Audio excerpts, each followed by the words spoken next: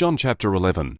Now a certain man was sick, Lazarus from Bethany, of the village of Mary and her sister Martha.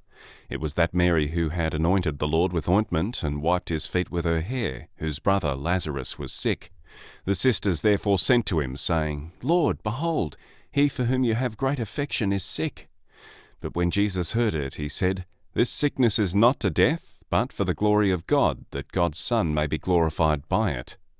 Now Jesus loved Martha and her sister and Lazarus. When therefore he heard that he was sick, he stayed 2 days in the place where he was. Then after this he said to the disciples, Let's go into Judea again. The disciples told him, Rabbi, the Jews were just trying to stone you, and are you going there again? Jesus answered, Aren't there 12 hours of daylight? If a man walks in the day, he doesn't stumble because he sees the light of this world. But if a man walks in the night, he stumbles because the light isn't in him. He said these things, and after that he said to them, Our friend Lazarus has fallen asleep, but I am going so that I may awake him out of sleep. The disciples therefore said, Lord, if he's fallen asleep, he'll recover. Now Jesus had spoken of his death, but they thought that he spoke of taking rest in sleep. So Jesus said to them plainly then, Lazarus is dead. I am glad for your sakes that I wasn't there, so that you may believe. Nevertheless, let's go to him. Thomas therefore, who was called Didymus, said to his fellow disciples, Let's go also, that we may die with him. So when Jesus came, he found that he had been in the tomb 4 days already. Now Bethany was near Jerusalem, nearly 3 kilometers away. Many of the Jews had joined the women around Martha and Mary to console them concerning their brother. Then, when Martha heard that Jesus was coming, she went and met him, but Mary stayed in the house. Therefore Martha said to Jesus, Lord, if you would have been here, my brother wouldn't have died. Even now I know that whatever you ask of God, God will give you. Jesus said to her, Your brother will rise again. Martha said to him, I know that he will rise again in the resurrection at the last day. Jesus said to her, I am the resurrection and the life. He who believes in me will still live, even if he dies. Whoever lives and believes in me will never die. Do you believe this? She said to him, Yes, Lord, I have come to believe that you are the Christ, God's Son, he who comes into the world. When she had said this, she went away and called Mary, her sister, secretly, saying, The teacher is here and is calling you. When she heard this, she arose quickly and went to him.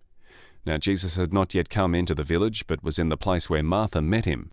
Then the Jews who were with her in the house and were consoling her, when they saw Mary, that she rose up quickly and went out, followed her, saying, She is going to the tomb to weep there. Therefore when Mary came to where Jesus was and saw him, she fell down at his feet, saying, Lord, if you would have been here, my brother wouldn't have died. When Jesus therefore saw her weeping, and the Jews weeping who came with her, he groaned in the spirit and was troubled, and said, Where have you laid him? They told him, Lord, come and see.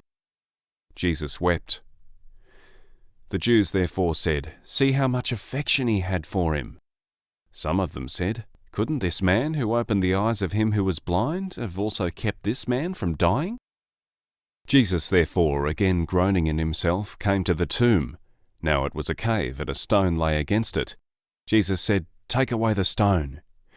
Martha, the sister of him who was dead, said to him, Lord, by this time there's a stench, for he's been dead 4 days. Jesus said to her, Didn't I tell you that if you believed you would see the glory of God? So they took away the stone from the place where the dead man was lying. Jesus lifted up his eyes and said, Father, I thank you that you listened to me. I know that you always listen to me, but because of the crowd that stands around I said this, that they may believe that you sent me. When he had said this, he cried with a loud voice, Lazarus, come out! He who was dead came out, bound hand and foot with wrappings, and his face was wrapped around with a cloth. Jesus said to them, Free him and let him go. Therefore many of the Jews who came to Mary and saw what Jesus did believed in him. But some of them went away to the Pharisees and told them the things which Jesus had done. The chief priests therefore and the Pharisees gathered a council and said, What are we doing? For this man does many signs. If we leave him alone like this, everyone will believe in him, and the Romans will come and take away both our place and our nation. But a certain one of them, Caiaphas, being high priest that year, said to them, You know nothing at all, nor do you consider that it is advantageous for us that one man should die for the people, and that the whole nation not perish. Now he didn't say this of himself, but being high priest that year, he prophesied that Jesus would die for the nation, and not for the nation only, but that he might also gather together into one the children of God who were scattered abroad. So from that day forward they took counsel that they might put him to death. Jesus therefore walked no more openly among the Jews, but departed from there into the country near the wilderness, to a city called Ephraim. He stayed there with his disciples. Now the Passover of the Jews was at hand. Many went up from the country to Jerusalem before the Passover to purify themselves. Then they sought for Jesus and spoke with one another as they stood in the temple. "What do you think, that he isn't coming to the feast at all?" Now the chief priests and the Pharisees had commanded that if anyone knew where he was, he should report it, that they might seize him.